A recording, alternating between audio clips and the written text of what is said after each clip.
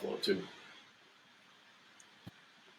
Right. And so, Christian, last team at the NFC South here, Tampa Bay Buccaneers. Saving the And best for so, last. saving the best for last here. And so, this is a team that I'm going to actually get a lot more information on as summer rolls on here because Tampa Bay Buccaneers have joint practices with the New York Jets. And the storyline behind that is Baker Mayfield just signed there.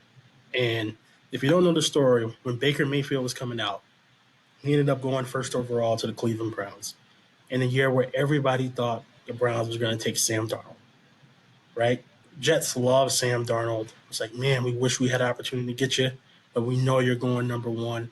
Sam Darnold went on his pro day in the rain, put on a masterclass performance, and everybody was like, all right, this is done. He's a Cleveland Brown, right? The owner was up there talking to Sam Darnold's parents, all this smoke screen. Time of the draft comes. The Jets are like, Sam Darnold's going one. We know the Giants are taking Saquon two, and we have pick three. Baker Mayfield it is. Now, me leading up to the draft, like, I really want a quarterback. All right, I really need a quarterback. Baker Mayfield, I watched every Oklahoma game that year. I loved his attitude. I love his moxie. He was accurate with the football. And I was like, this is what the Jets need. So, Sam Darnold, I was like, yeah, that'd be great. We got him. Yeah, obviously not going to be there, not going to get my hopes up, right? Baker Mayfield, you're a New York Jet. Cleveland Browns say not so fast, they're a hot shot. Uh, we're gonna have to slow this party down here. They take Baker one. Jets are stunned, but they're excited because they're like, okay, we know the Giants were gonna take Saquon, but do they change what they're gonna do now? Sam Darnold's available. Nope, they stick with Saquon. Jets get Darnold, and the rest is history.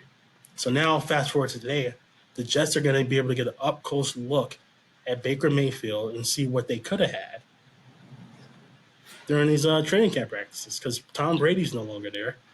He's trying to become an owner of the Las Vegas Raiders. And so, what does this team look like post Brady when it's just Baker Mayfield, you know? And that's how it seems. It seems like it is just Baker Mayfield.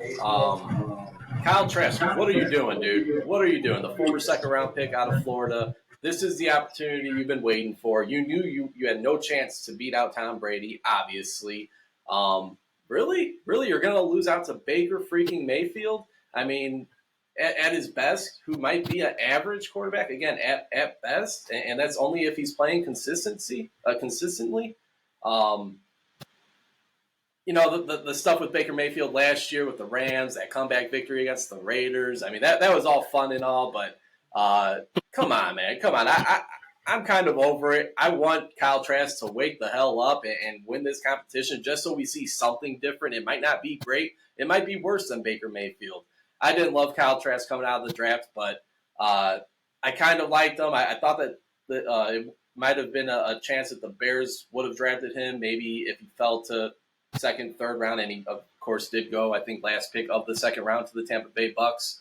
I'm just kind of over the whole Baker Mayfield stuff, man. I mean, he got his shot in Carolina last year. He got another shot with the Rams. That one game against the Raiders, it was fun as hell. It was incredible, especially because he just got there like 2 or 3 days earlier. So, nothing really against Baker Mayfield, but I'd rather see Kyle Trask wake up, rise to the occasion, and let's see what he's got. But like you said, at this point in time, July 4th, 2023, it does seem that way, that it's Baker Mayfield, and right now it doesn't seem like it's much of a competition. No competition at all. Baker's going to be the starting quarterback, but you just hit on something from me. Baker's been on 4 teams already now. Started with Cleveland, and then they shipped him off because that whole messy situation was sad, for lack of better words. It was sad because he had a really good year the year before, got hurt, and he should have just sat out and took the surgery, but he didn't. And he went out there and just had one of the worst seasons. And then he's like, get him out of here. When really, he was like, I'll go in hurt and I'll carry the team or try my best to carry the team. And it just didn't work out for him. So that happened. Then he went to Carolina, I think. And then the Rams for that one game. He said it, and now he's in Tampa for a 1 year contract. And I'm expecting that team to be bad here. Like they still got Mike Evans, and we'll see if he can have another 1,000 yard season. They still got Chris Godwin. I don't know who they have at tight end. Running back situation has currently changed. Fournette is They no drafted longer a there. they drafted a tight end that I actually like quite a bit. Again, with this situation and the quarterback's throwing him the ball, I don't know. But Payne Durham from Purdue is there, and I think it's really just I don't know. I think that's another position where it's not really going to be much of a battle. I mean, I know they had two guys kind of rotating last year. Keith. I don't know if that really does anything for you though, but Payne Durham, tight end, could nice prospect from Purdue. I'll say that. Fun fact: I'm pretty sure Cole Keith is from South Dakota. Is that right? Yeah, I'm pretty sure I met his dad out here. Another fun fact before we move on to the draft portion of this. Uh, Apparently, I wanted to name my son Baker. Did you? I don't remember that. I do not recall this, but that's what the streets are saying. So, Well, Baker James Ruffin. while we're sticking with the fun facts, Kurt Warner's son signed with the Bucs as a wide receiver, undrafted free agent. So, Did he? yeah, he did. Cade Warner. Were you a fan of the name Cade? Not a fan of the name Cade.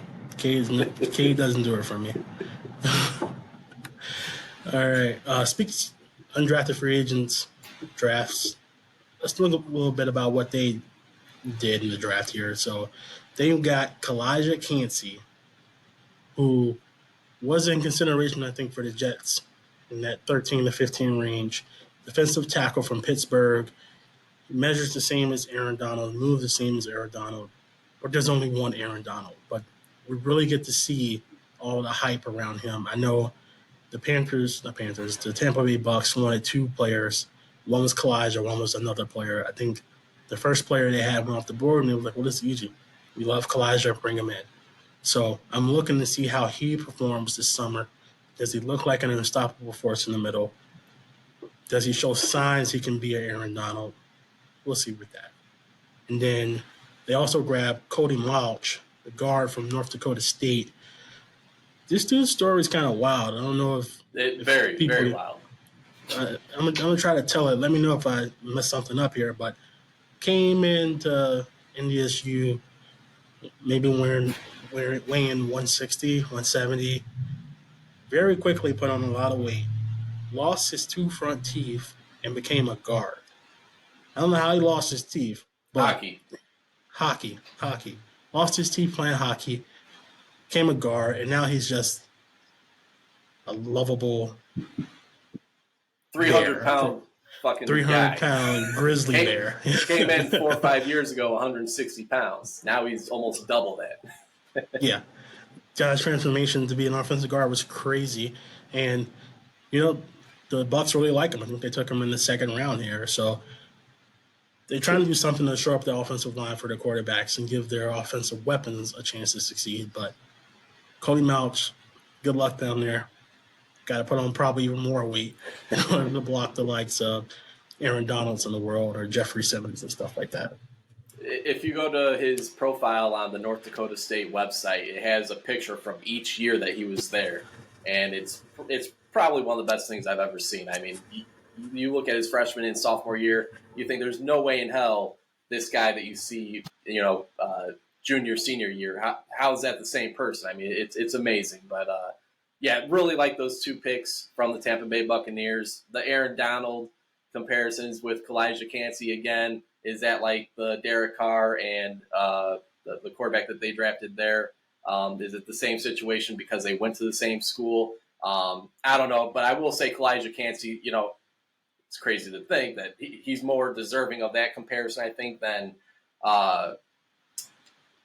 the rookie quarterback in New Orleans is of Derek Carr, which, I mean, Jay Kaner.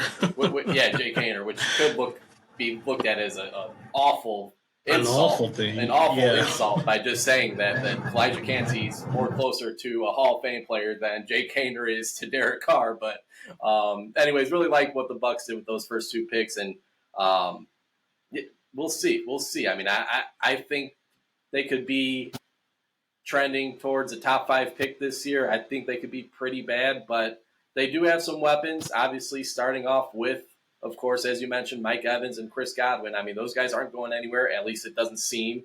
So Baker, let's see what you got, man. The opportunity is here for you to prove yourself. Baker, no pressure, but get her done. All right. And I think that the Buccaneers should probably be one of the teams we have on our watch list for Caleb Williams, Drake May, Michael Penix sweepstakes here. So